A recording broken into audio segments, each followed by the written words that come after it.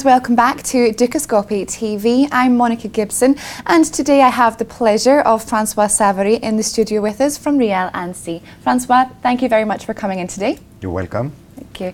Now we're talking about a recent report that you have done, and you mention in it that the US is in a leadership position, an unchallenged leadership position for the economic cycle for the coming quarters. But with that in mind, also the data set from the US hasn't exactly been illuminating. It's been mixed. There's some leading indicators have led for disappointment. So is it as much as US outright strength, or is it as well the case of weakness in the rest of the economy, would you say? I would say that it's a little of both.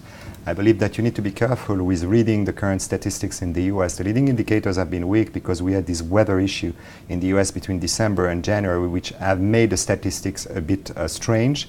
It has impacted the leading indicators. So on the one side, you have these factors that you need to take into account. But otherwise, I believe that the US have shown the ability during the course of the second half of 2013 to really improve in terms of economic activity.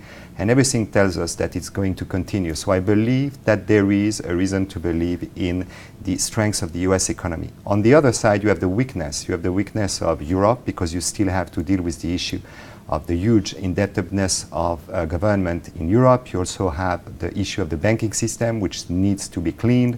We will have the stress test in Europe, which will be key in 2014. And you have also the issue of China. China is dealing with the fact that the system has too much leverage. They need to deal with that. So it's going to refrain the growth of Europe and China on the one side.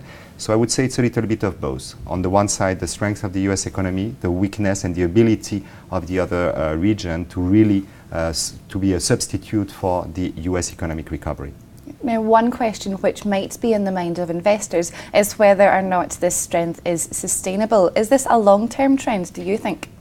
I believe that it's a long-term trend. I believe that you have some reason to consider that in the US you have some major developments which should support the case for the US economy to remain the leader down the road. On the one side, you have what is happening with unit labor cost.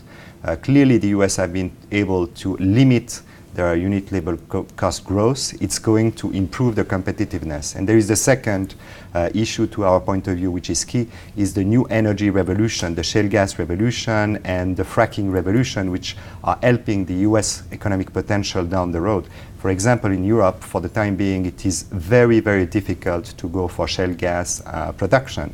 So we believe that those kind of factors are supporting the economic recovery in the US and the leadership of the US structural leadership down the road.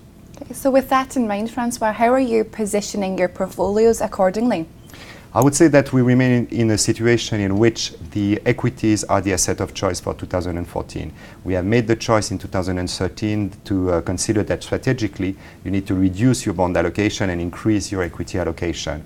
Considering the fact that economic recovery, to our point of view, is absolutely not under threat and that it's going to improve in the course of the next few quarters, we believe that our portfolio needs to be positioned in equity, to have an overweight in equity, especially in Europe. We are overweight. We have recently increased our overweight in Europe because we consider that their valuation justifies this move. Nevertheless, we keep with our investment in the US, and we do tend to tell our clients that it would not be wise to underweight US equities significantly with regard to the European equities, because US remains the leader down the road.